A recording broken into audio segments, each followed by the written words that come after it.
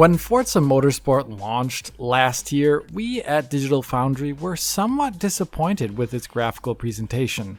Promised features like ray-traced global illumination were not there, and technical performance was somewhat troublesome at times. So I was pretty psyched to learn from the user LJT that one can rather simply mod the game on PC to increase graphical fidelity and even turn on ray-traced global illumination in gameplay. So how does the game look with this graphical mod? What areas are improved, and what is the performance cost? And lastly, are there measurable performance improvements in this game on PC in comparison to the launch version? Let's dive right in first by talking about how to mod the game. It is stupendously easy to mod the game to unlock higher graphical quality on PC. All you have to do is turn everything to the max setting possible in the game menu, like Ultra and such, and then you enter the game's installed folder path. There you will see folders for the various graphical options you can select in-game, low, ultra, etc. But there's also a curious visual target folder. That's an interesting name for sure. And as it would turn out, this folder contains all the necessary XML files to upgrade the game's visual quality. You can just take the contents of that folder, all 19 or so XML files, and copy-paste them, overwriting those found in the Ultra folder, for example. Now, when you go in the game afterward, the new higher settings will be automatically enabled. And that is really about it. There are some caveats to doing this though. The first obvious one is that this is not at all intended behavior for the game. So things may not work and some issues can be encountered, like check out this explosion of triangles I saw, or you can potentially have a number of crashes. Another thing is that the graphical upgrade will not apply flatly across the entire game. If you look in one of those folders, you'll see that there are individual XML files depending upon the game scenario. So XMLs for cinematics, photo mode, racing, etc. So this means that the game sets different graphical quality levels depending upon what you're doing in-game. This has the knock-on effect where not all the graphical upgrades will apply across the entire game. For example, in replays, cinematics, and in the car inspection, it seems that the ray-traced reflections are not upgraded, so that means reflections will not apply to dull objects in those parts of the game. You can see that here in the replay version of the race I played. The metals lack ray-traced reflections, so they glow oddly, but in gameplay while racing, those rough RT reflections that are unlocked by this mod work correctly, and they situate that metal better. That metal's not glowing oddly anymore. Funnily, that means the game's gonna look better in gameplay than it does in cinematics or in car inspections. I tried editing the specific XML files to alleviate this, but I couldn't get it to work. I want you to keep that in mind while watching this video, as I made a lot of the shots for this video to compare the mod versus the unmodded game by using the replay mode, as it's easy to use for video production purposes. But as a result, they technically don't show the game at its best with this mod enabled. The last thing to mention before I get into the details is that since this is modding, it is of course once again completely unofficial, and it is not representative of a potential patch down the line that could enable graphical quality that you see here. This is just for fun and for curiosity's sake.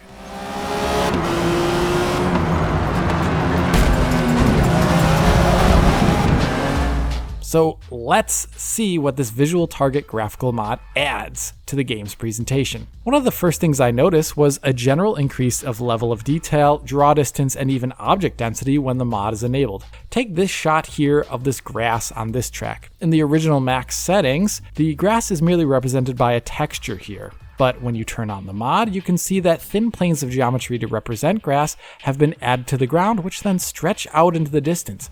Compared side by side, the grass looks far less flat and quite a bit better with the mod on. This applies to all the maps I've tested in game, and those maps that use this modeled grass in the original max settings version like we see here, well then the visual target mod will then increase their density and distance of that grass rendering, once again making it look quite a good deal better. This applies to other trackside detail as well, like the farmstead here has larger bits of vegetation scattered across it that are missing in the original max settings presentation. You will see the same on force by the side of the road, or even with bushes on the side of the road. Level of detail for other opaque objects will be affected as well, so you'll see more of the trackside stuff further into the distance than you would see with the base version of the game.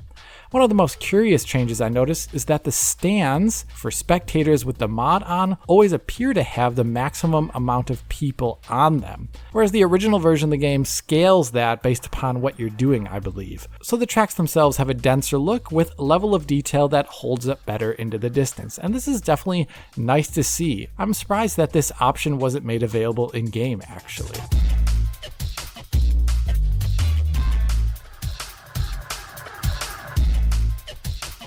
Beyond those upgrades, the biggest change in graphical quality from the mod is from the inclusion of ray-traced global illumination. Now, originally this feature was promised at some point pre-launch, and Turn 10 has been quite quiet about it since then, which is a shame, as it can upgrade the graphical quality of the game's tracks, and I think Turn 10 knows this because they often feature RT global illumination in press shots they release with each update. So what kind of upgrade does this new RTGI mean? Well, let's take a look at this shot here of trackside buildings. With the original presentation using ray-traced ambient occlusion and the Surfel GI technique that the game has, the building and the area in shadow kind of have a uniform gray look, with differences in ambient shading being minimal. If you look inside the building, you can see it is glowing yellow on the inside, which honestly makes little sense. These are pretty typical rasterized GI issues. Light from the sky or elsewhere leaks through walls, so it makes areas that are in shadow the wrong color, and usually overly bright. If you turn on RTGI with the mod, you can see how well those areas with overhangs or occlusion are now accompanied by pockets of shade instead of glowing like they were before. The building facade now also has a lot more variation in tone and shadow based upon which areas are more occluded from the sky. Side by side, I think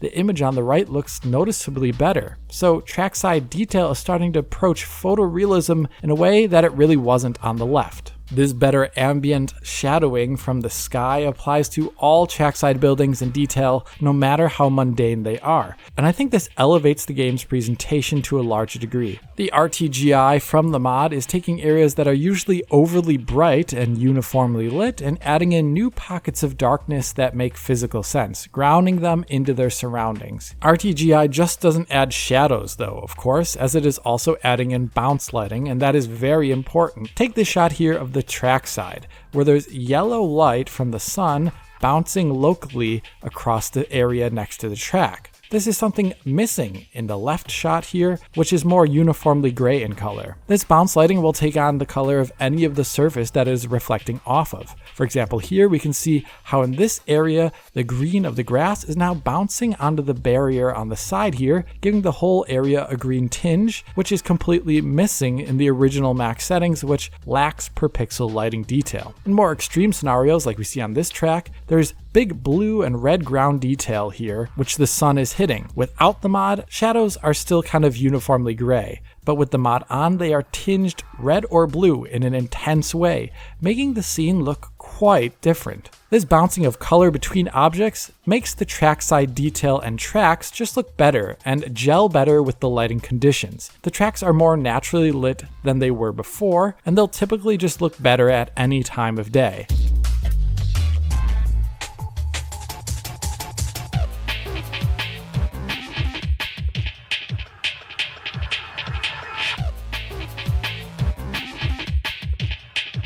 This RTGI also applies to artificial lighting, like at night you can see here how the artificial light above bouncing off the blue surface below tinges the side rails here blue. This RTGI also will apply to emissive surfaces. So as we can see here, these screens on the side of this track now have lighting emitting from them, whereas in the original presentation, no such thing is even possible. So it's adding a lot of lighting to scenes, but as you can see here, I think specifically in this shot here of the emissive lighting from these screens, there's quite a bit of noise that can be added in depending upon lighting conditions. Usually the noise is kept in check, but depending upon what you're looking at and how thin it is, there can be a good amount of noise visible and little random flashing fireflies that can occur. I think this is happening because the denoiser and the RTGI itself are unfinished, hence why they're not included in the base game at the moment, and just are unlockable via a mod. So while RTGI can increase lighting quality on the track quite often, it can also make the image less stable. depending upon what you're looking at.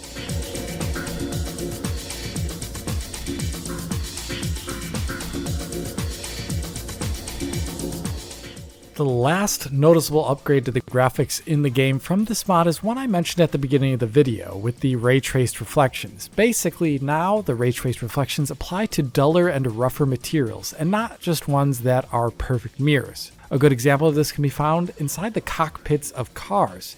Here we can see how, in this comparison shot, how the leather at the center and grip area of the steering wheel now has subtle reflections of the skylight from outside on them that is missing in the original version of the game's max setting, where the reflections only apply to mirror surfaces essentially. I would say this nicely enhances the realism of the interior and its materials. Same in this shot here, where the combination of RTGI and the greater RT reflection coverage makes the dashboard here slightly reflective. So you can see the reflection of the mounting here on the dashboard. And more interestingly, you can now actually see the inner roof of the cockpit, which receives diffuse and specular bounce lighting. So it's now visible, unlike before where it is pure black. This often happens in cockpits now with this mod on, as the combination of RTGI and extended RT reflections makes it so that things in shadow are more easily visible due to light bouncing. Though there is a cost, check out this shot here. Here the internals of the car are way better lit, and the materials I would say look quite a good deal better due to ray tracing enhancing them. There's a really cool subtle reflection of the rear view mirror here, for example, on the top of the car. But if you look at the reflective surfaces in this shot here, you can notice the noise in them. So rougher reflections from this mod can look great, but depending upon how you look at them and the context, there can be added noise. Like here in this shot inside of this car, you get some really awesome subtle reflections on the metals and even on the strut of the window here, which now shows yellow bounce lighting from the hood of the car outside, but that lighting detail is changing with each frame, creating noise. In general, this extended RT reflection coverage looks great and is most visible in the driving view of the cars, though it can be visible on the outside of cars too, for example with this chrome paint here, where the modded version shows self-reflections that are missing in the original. But generally, this is the least obvious area, and you'll typically see them when you're inside of a car. The one thing that I have to mention here is that although the RTGI and reflections together look really great when modded in here, they do not always work correctly. I've noticed that they don't tend to work correctly at night or in the rain. Right now, when the game rains, the roads do not properly reflect lighting with the mod on. And at night, a lot of the lights lose their shadows, so the modded version looks weirdly diffuse and lacking direct lighting. So if you're going to check out this mod, stick to day races if you can. Finish strong.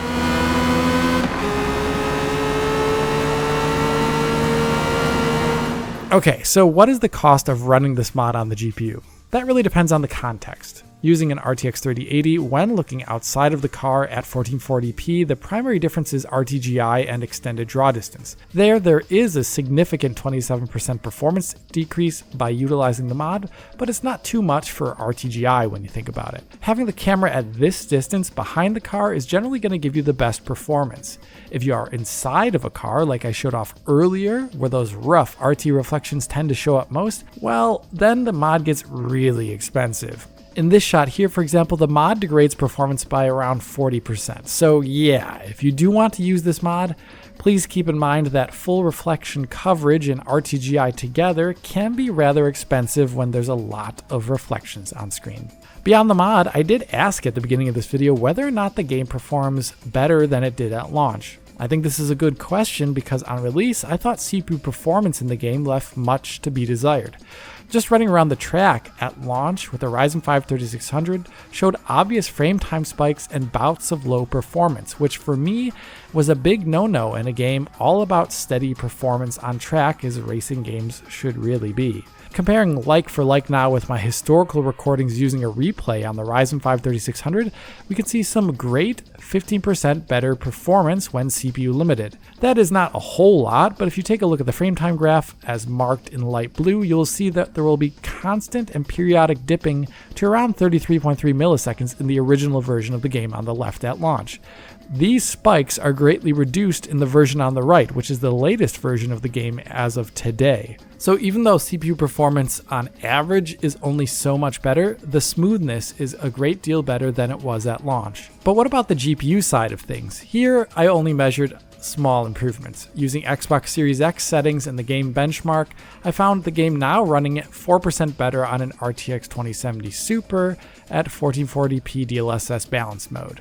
So it's a little better, but not too much. One thing I was happy about though regarding GPU performance is that the menu now will give you explicit warnings when you're running out of VRAM like I was on the RTX 2070 Super. That wasn't so explicit at launch, and I like to see it now.